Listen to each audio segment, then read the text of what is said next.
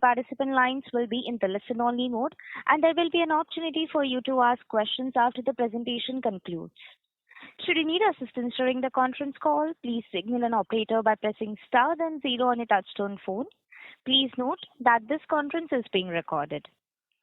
I now hand the conference over to Mr. Pranav Ambaprasad. Thank you, and over to you, sir. Thank you, Rituja. Ladies and gentlemen, good evening once again. Welcome you all to the Q2FY26 earnings call. May I introduce you to the management team from Maruti Suzuki. Today we have with us our Chief Investor Relations Officer, Mr. Rahul Bharti, and CFO, Mr. Arnav Roy. Before we begin, may I remind you of the safe harbor. We may be making some forward-looking statements that have to be understood in conjunction with the uncertainty and the risks that the company faces.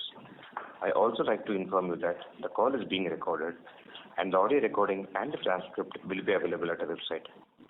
May please note that in case of any inadvertent error during this live audio call, the transcript will be provided with the corrected information. The con call will begin with a brief statement on the performance and the outlook of a business by CIRO and Senior Executive Officer Corporate Affairs, Mr. Rahul Bharti, after which we'll be happy to receive your questions. I would now like to invite our CIRO, Mr. Rahul Bharti. Over to you, sir. Thanks, Pranav. Good evening, ladies and gentlemen, and thank you for joining us. Before we move on to the financial results, I believe it is only appropriate to begin by expressing our heartfelt gratitude to the Honorable PM, the Honorable FM, and the GST Council for ushering in a landmark reform which has brought buoyancy not just to cars, but to the overall consumption sentiment in India. And because of that, there is a high level of consumer activity in our showrooms, and we hope the momentum continues. We also have had other major milestones to report in this quarter. We are deeply honored that the Honorable Prime Minister graced the occasion of two historic events for the Indian automobile industry. The first was the start of production of Maruti Suzuki's first BEV, the e-Vitara, for sales in over 100 countries, further expanding our multi-pathway approach to carbon neutrality. And I must say, at a time when most conversations about electric vehicles in India are around imports from technologically advanced countries, it is the responsibility of the market leader to bring a paradigm shift and produce a state-of-the-art BEV, the e-Vitara, both for the Indian market and for export to over 100 markets of the world, including Europe and Japan. The second was Suzuki's first lithium-ion battery, cell, and electrode-level manufacturing in India for strong hybrid electric vehicles. Both of these were significant milestones in Make in India at Atmanirbhar Bharat. Back home, there have been more powerful milestones. The launch of the Victoris. It further strengthened the company's product portfolio in high-growth SUV segment. The all-new Maruti Suzuki Victoris is equipped with new-age features to offer a got-it-all experience, with features like Theater on Wheels effect, a Smart Play Pro X touchscreen infotainment system with OTA updates, smart powered tailgate with gesture control, all-round safety with level 2 ADAS, 6 airbags, high-definition 360-degree view camera, 5-star safety rating in Bharat NCAP for both adult and child occupant protection, next generation Suzuki Connect telematics with eCall and 60-plus features, available in multiple options like petrol with strong hybrid, all-grip 4x4, eco-friendly smart CNG technology with a segment-first underbody tank design. And I'm happy to share that the Victoris, equipped with a host of cutting-edge technological features, has generated remarkable excitement in the market, garnering over 30,000 bookings in a very short span of time. In addition to the Victoris, another model, Invicto, secured a 5-star safety rating. The company also celebrated 10 years of Nexa by unveiling Grand Vitara Phantom Black Edition with matte black exteriors and all black interiors. Grand Vitara has set a new benchmark in the mid-SUV space by achieving 300,000 sales in just 32 months. The company also inaugurated its 5,000th arena service touchpoint in India. In total, Maruti Suzuki's service network has over 5,640 service touchpoints covering 2,818 cities across India. These workshops include a diverse mix of formats such as arena and Nexa workshops, Maruti Suzuki sales and service points, rural workshops, service on wheels, and Maruti Suzuki authorized service stations. The company continued to maintain a robust growth in exports. Just 1 out of 18 car companies in India, which is your company, Maruti Suzuki, it commanded nearly 45.4% share of India's total passenger vehicle exports in Q2 of this financial year. The Fronx became the fastest SUV from India to clock exports of 100,000 units. Another point, the Jimny 5-door has recently achieved a landmark milestone, surpassing a cumulative export figure of 100,000 units from India. The export journey for the Jimny 5-door began in 2023 year, shortly after its India debut. The SUV manufactured exclusively in India has won hearts across more than 100 countries, including Japan, Mexico, and Australia. Coming to the business performance in Q2, during the quarter, the company sold a total of 550,874 units, comprising domestic sales of 440,387 units and exports of 110,487 units. The domestic sales volume declined by 5.1% and the export volume grew by a robust 42.2%. You may be aware in the domestic market, due to the anticipated price reduction on account of GST, there was very low sale from mid-August till 22nd September, and so the wholesales got temporarily impacted on account of this. Interestingly, starting 22nd September, retail sales have taken off steeply and the festive season sales have been exceptionally good for us. So the buoyancy of GST reduction will reflect in the future quarters. Another notable development in Q2 was a strong performance of the fourth generation Dzire, which contributed significantly to the growth of the sedan segment across the industry. And for the first time in a long while, the growth in sedan segment outpaced that of SUVs at the industry level. The major highlight in exports was the e-Vitara exports, and so far the company has shipped over 7,000 units, majorly to European countries. In financial results, the company registered net sales of rupees 401.3 billion as against rupees 355.8 billion in the same period previous year.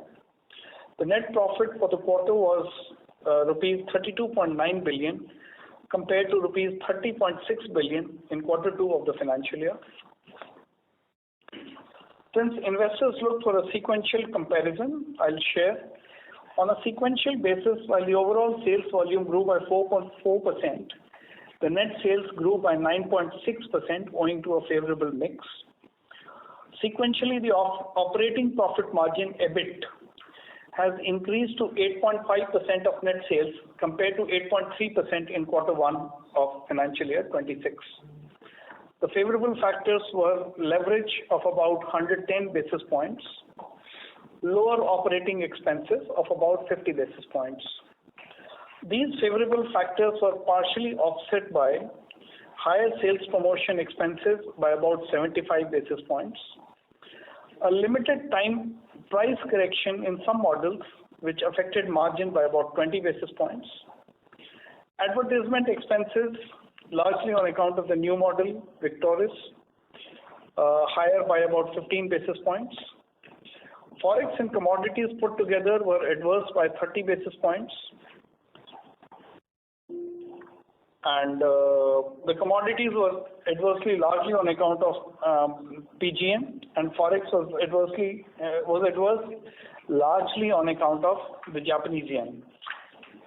Additionally, it is to be noted that the benefit in terms of forex of about 20 basis points is accrued due to hedging gain, and because of the nature of this income, this benefit is accounted in non-operating income and is therefore not captured in the operating margin. I may also add, at the PBT level, the hardening of bond yields resulted in an unfavorable mark-to-market impact on our invested surplus, leading to lower non-operating income. Coming to the half-year financial results, the company sold a total of 1,078,735 units during the period, comprising domestic sales of 871,276 units and all-time high half-yearly exports of 207,459 units. The company posted its highest ever half-yearly net sales of about rupees 767.6 billion in H1 of financial year 25-26 as compared to rupees 694.6 billion in H1 of financial year 24-25.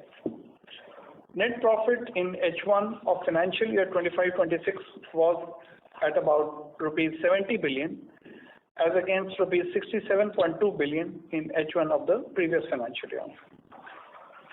We are now ready to take your questions, feedback, and any other observations. Thank you. Thank you very much. We will now begin the question and answer session. Anyone who wishes to ask a question may press star and one on the touchtone telephone. If you wish to remove yourself from the question queue, you may press star and two.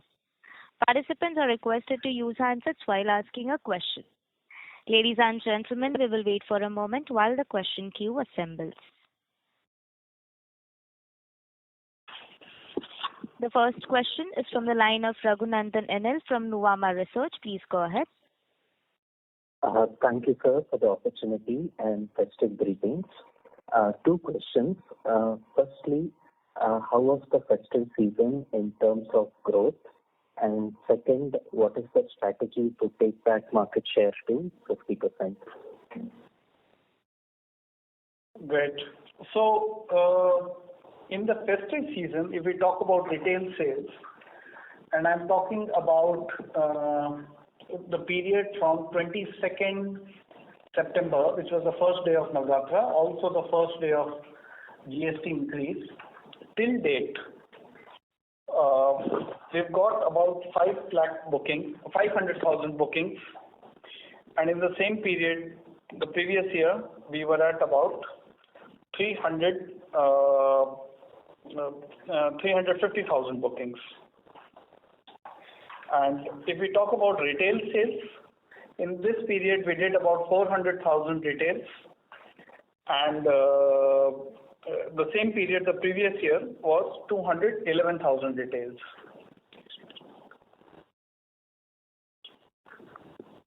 And within this 400,000 retails, about 250,000 came from small cars, which had a growth of almost 100%.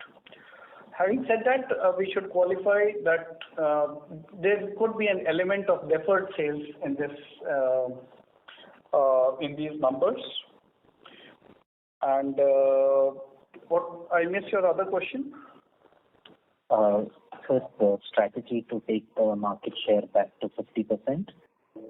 Okay. Sorry, I want to add one more piece of statistics. In the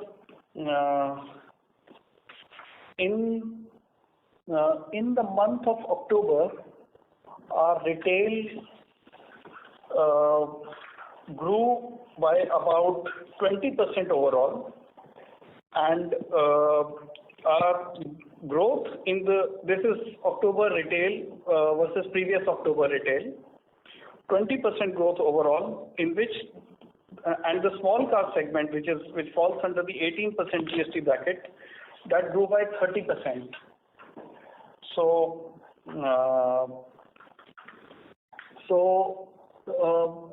these things are favorable, and I would imagine they would be positive for our market share also.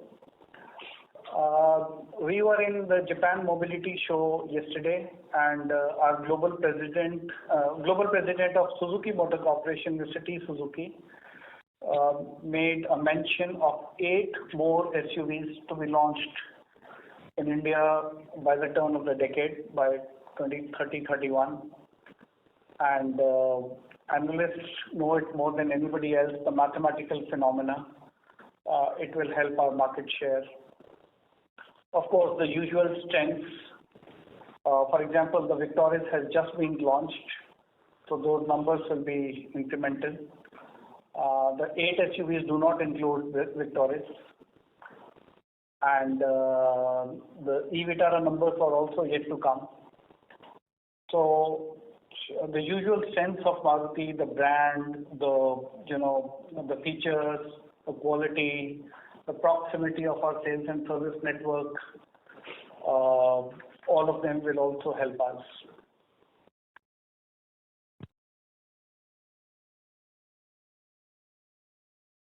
Next. Thank you. The next question is from the line of Binay from Morgan Stanley. Please go ahead. Hi team, thanks for the opportunity. Just continuing on the earlier comments you made, like the data that you shared, large part of retail sales came from small car side. How do you see that momentum continuing into the coming months? And secondly, how to think about gross margins, ASPs and all in that context? Because you also talked about a temporary price reduction. So how to think about gross margins if small car rebound continues? Okay. I missed your first question. How do you see the small car trend continuing? Because sustainability of this momentum. Yeah, because half the sales came from small car. Yeah. We have to be conscious that this would have had some amount of deferred sales, some amount of festive euphoria also. So how much of it is sustainable, we are yet to make a clear assessment. But at least I think the total industry growth across all segments, which should see about 6% year on year on a sustainable basis. That is a preliminary estimate. It's very difficult to predict the future. And on margins, we don't talk about segment-wise profitability. We talk about blended average, and that is the strength of a market leader who has presence in multiple segments. And Rahul, just a 6% number, like earlier we had talked about, I think 10% H2 growth in volumes. So is this 6% number? 10% is small cars. Then we had mentioned 10% for the small car segment. Okay. And 6% overall. In the second half for the industry, is that what you are saying? Or it's a longer second half and beyond, yes, and beyond. See, in the month of October, the cars that were in the 18% bracket grew by 30% for Maruti retail sales. The cars that were in the 40% bracket grew by between 4 to 5%. So we believe that small cars should grow faster than other countries particularly on this base. But having said that, it's always very difficult to predict the future. We'll make an assessment maybe in January or February what could be a sustainable level of growth going forward. And lastly, just typically post-festive, we see production volumes dropping down. Now that October is almost behind us, your retail sales have played out. What is inventory booking number? Are you keeping that production momentum that we saw? Any comments on the near term?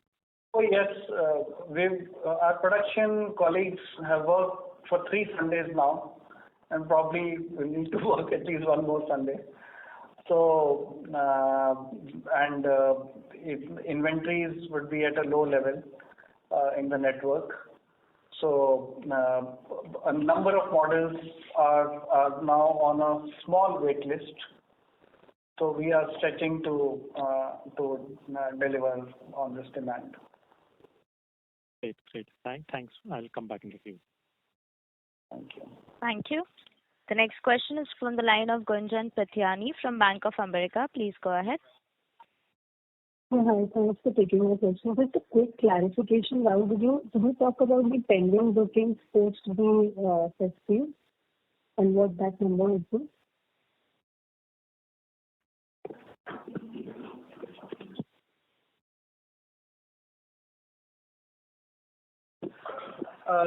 Sorry, your voice is not clear, but if your question is on pending bookings, it's about 200,000.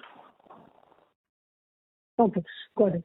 Okay, so two questions from my side. Firstly, on the continuing on the small car recovery, we of course ascertain how sustainable it is. Gunjan, we are not able to hear you.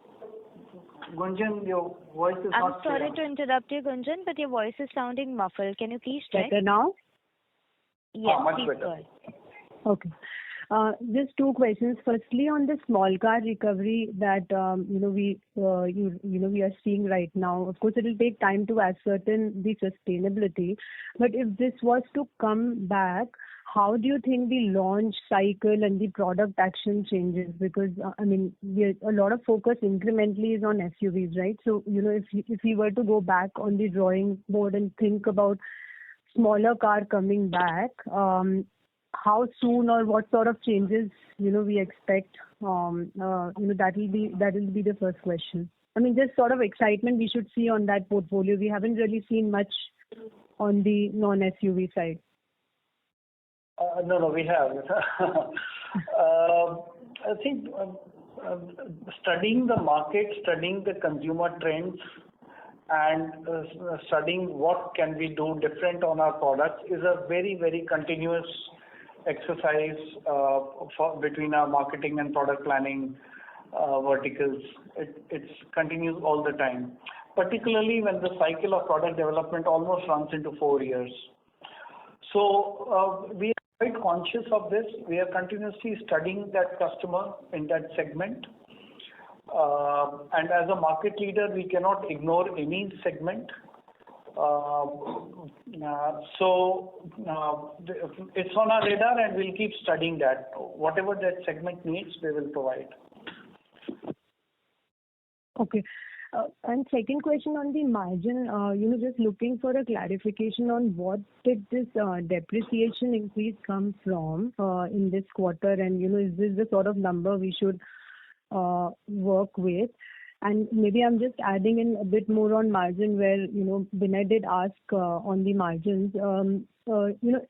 Just trying to get a sense, does a small car recovery mean it has an adverse implication on the profitability of the portfolio? If you can just share some insights and qualitative insights around that. I'll take your question, Gunjan. This is Arnab.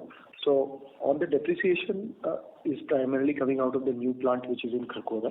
So that's the impact of the depreciation. See, as we have said multiple times, we don't give a forward-looking outlook. So it's not there. And in any case, see, the gross margin is dependent on multiple factors. It's a function of commodity, it's a function of forex, it's a function of the capacity. So there are too many factors which comes into play. Not a single factor which you can call out. Kharkhoda had already reflected from March and June quarter, right? So I'm a little unsure of the step up in this quarter. Was it to do with the launch or a commissioning of a line? See, Kharkhoda is one of the factors. Plus, we had a new model launch which came out, the Victoris. So there will be a dice impact of that in this quarter. We're producing the Victoris in the Kharkhoda plant. Okay. All right. I'll join back the queue. Thank you.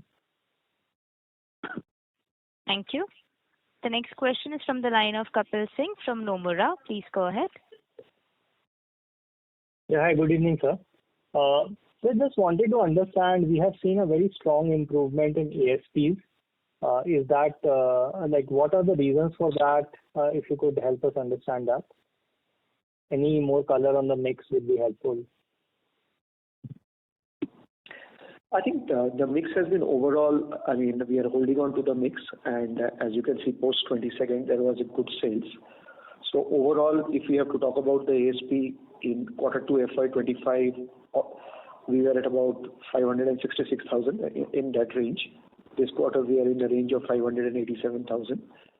Last quarter, we were at about 576. So yes, I think the ASPs are going in the right direction. Any color you can share here, which models mix or what mix has led to a QOQ improvement that we are seeing?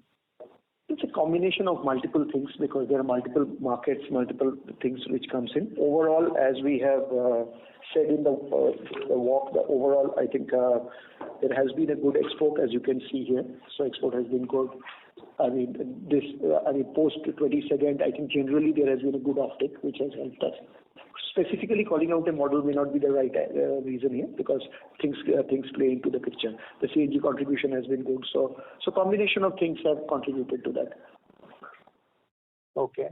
And can you just let us know where are the inventory levels? And I also missed the retail sales in festive season last year. Did you mention 211,000?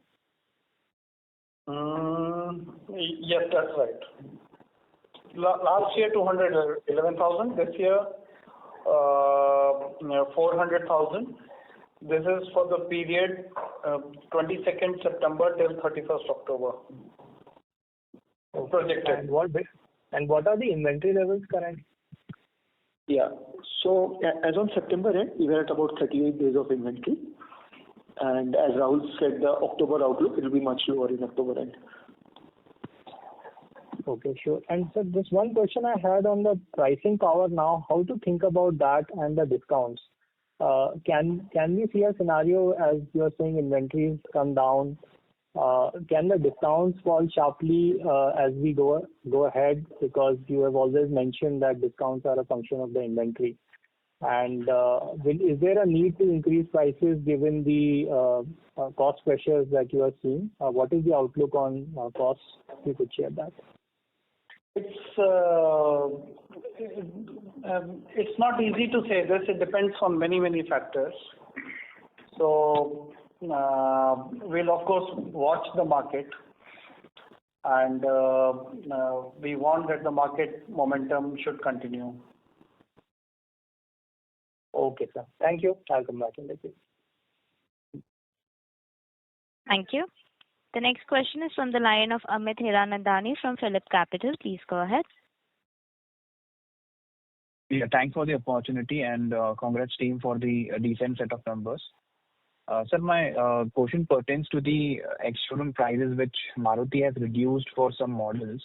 And looking at the current momentum, do you think Maruti will be able to roll back prices partially?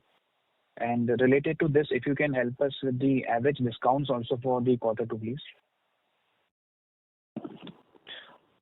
So we just answered this question. Pricing and discounts depend on many factors. It's very difficult to say. What we had done on 22nd September was we had gone beyond just GST benefits and offered from more side because we wanted to build a critical mass and we wanted to build a consumer momentum, which fortunately has come. It will be difficult to make any kind of projection for the future. And your second question? Sir, your retail sales has done very well. Basically, I wanted to understand what was the industry retail sales for the same period? Sorry, retail sales? Retail sales for the festive period was very well for Maruti. What was the industry number for the same period?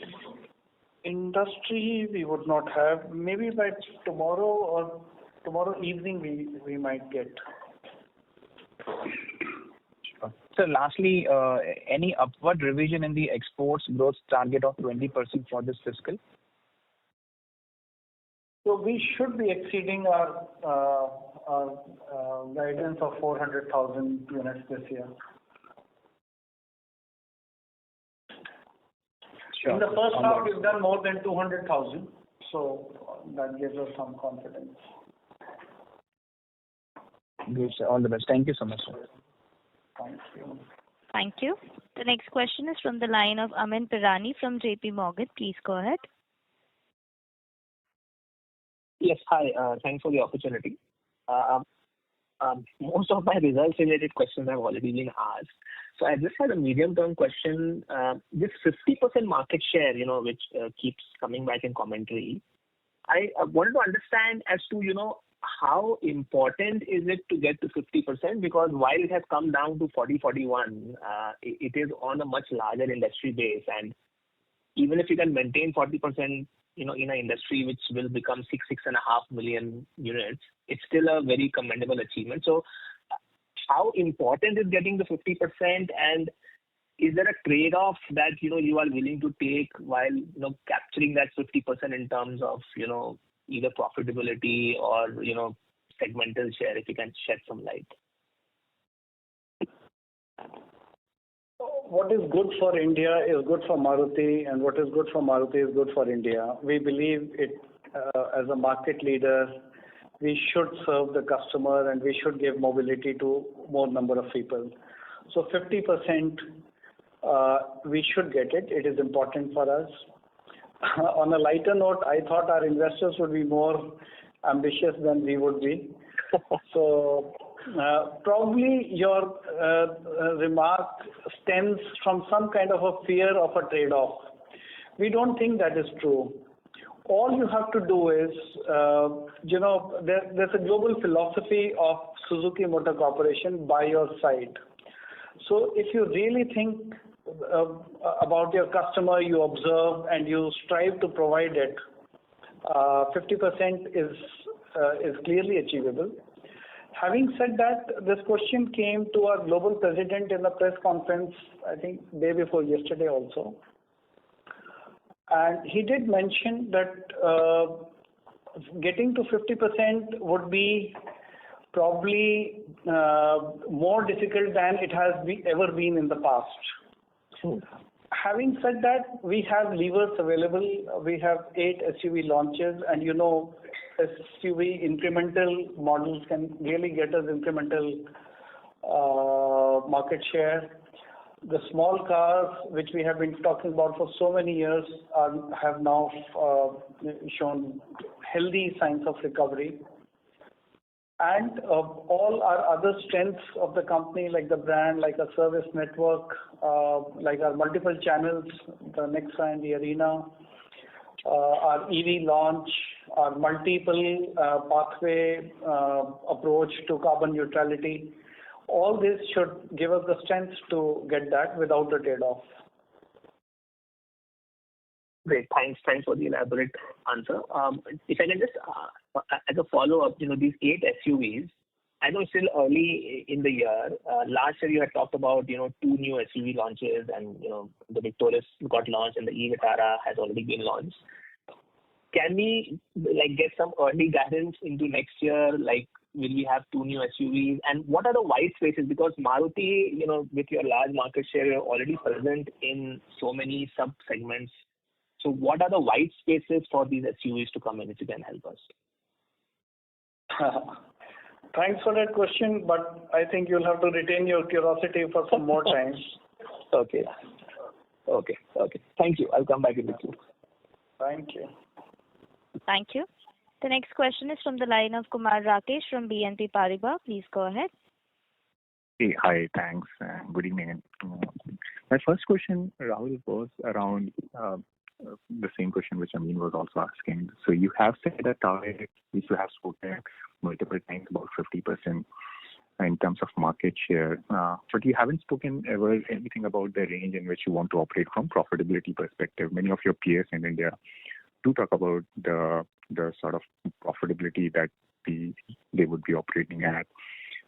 So can you just, I can understand earlier you did spoke about that, the discounts and all of those things are a factor of a lot of things.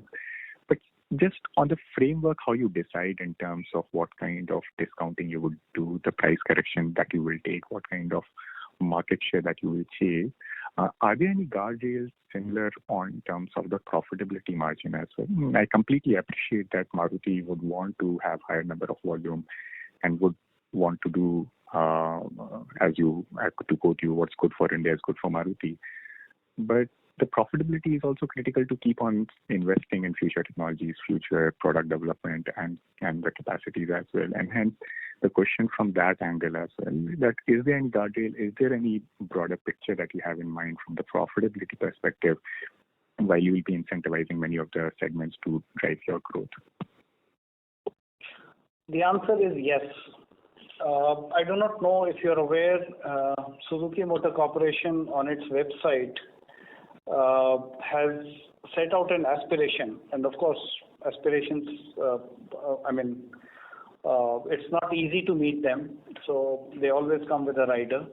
But they have talked about 10% margin and 50% market share. So that's a very clear goal for the whole management of Maruti Suzuki. Got it. Is there any similar number or goal for Maruti Suzuki level that you would want to share? So this 10% EBIT margin we have also adopted as our guiding light, and management is working for it. It's on the website, and personally, I believe it's a bold step to give out this number in the public domain. But then it exists, and this is what management is working towards. Okay, got it. That's very helpful. Thanks. My second question was more near term. Over the last 2 quarters, we have seen very smart improvement in the ASP, but the gross margin during this period of time has contracted. So the traditional thought process that higher priced products have higher margin, that doesn't necessarily work in this scheme. Can you just help that understand the decoupling of ASP and the gross margin? As I said a little earlier, gross margin and operating margin is a function of multiple factors. So you cannot just link it to the mix. Commodities play a part, forex play a part, capacity utilization play a part. So there are multiple factors. You have to keep decoupling the factors to come to this. One factor alone will not give you the 100% correlation here. Got it. Thanks. Just a clarification. Can you share the CNG mix in the quarter? That's it. Healthy levels. We are higher than in the past. Thank you. Thank you. The next question is from the line of Chandramouli Muthiah from Goldman Sachs. Please go ahead. Hi, good evening, and thank you for taking my questions. My first question is just on the Victoris model. Are you able to share what the latest gross bookings count is since launch last month?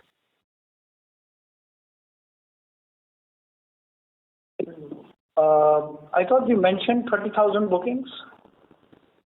So that's as of end October? Yeah. Got it. That's helpful. Second question is a clarification on export revenue for the quarter, and also if you could share the quarterly retail number and the discount per unit, which I think till a couple of quarters back was close to about 30,000 rupees per unit.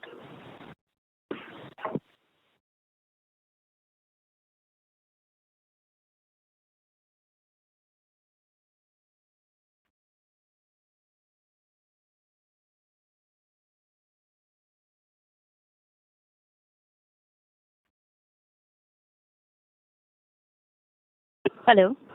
So, sorry. Yeah, it was muted. I forgot to unmute. So, the export revenue is about 8,300 crores plus. And your other question was? The retails for the quarter, the September quarter, and discount per unit that you had in the quarter. So retail sales was about 394,000 in the quarter. And sales promotion sequentially affected us by about 75 basis points. Got it. And just lastly, on the 8 SUVs launch plan over the next 5 to 6 years. So I think as it stands, after the Ciaz has been discontinued and the Victoris has been launched, I think our current number of models in the market is close to 19 models. And a couple of quarters back, we had mentioned that over the next 5 to 6 years, we plan to take the model count closer to 28. models. So it looks like most of the new model launches are likely to be SUVs, and at some point over the next 2 or 3 years, majority of our models in the domestic market will be SUVs. Is that the right understanding? Next 2 to 3 years? Not necessarily. Not necessarily. Got it. So there can be some small car launches in tandem with the SUVs to keep that healthy mix between small cars and SUVs in our domestic offerings. There could be so many ways of looking at the portfolio. No? Got it. Thank you very much and all the best. Thank you. The next question is from the line of Pramod Amte from InCred Capital. Please go ahead. Yeah, Rahul, I wanted to get some color in terms of consumer profile in this recovery. Do you see any significant changes, either in terms of first-time buyer or rural or age profile of the buyers? So, as anecdotally, our marketing colleagues have mentioned, we see a lot of helmets coming into our showrooms, which is a good sign because people who had never considered buying a car before, they are now actively considering.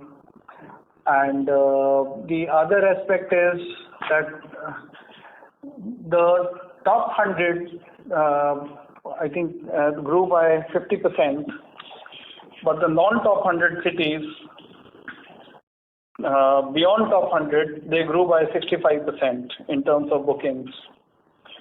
So it looks like it's a broad-based recovery. And looking at the first-time buyers, do you see a first-time buyers increasing? Do you need to do product interventions in the small cars because that segment has not seen much as compared to peers? And you being the leader, you take that responsibility. Is that fair to understand?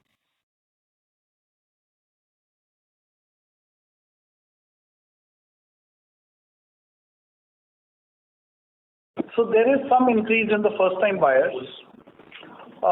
Since these have been days of high sales pressure, so we are yet to get data on it. Sure.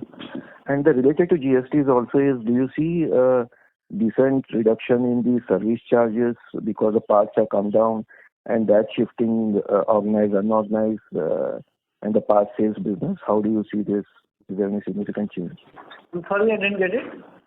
No, there has also been a lot of auto component parts where the GST has been reduced. Does it have a meaningful impact on service? Nothing meaningful. Sure. Thanks. And all the best. So just to add to your, the share of small cars has gone up from about 16.5% to 20.5% in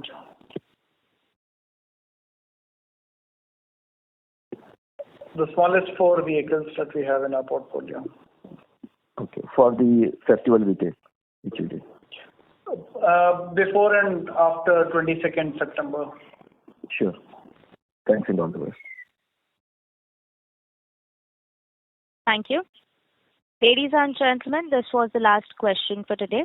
With that, we conclude today's conference call. On behalf of Maruti Suzuki India Limited, that concludes this conference. Thank you for joining us, and you may now disconnect your lines.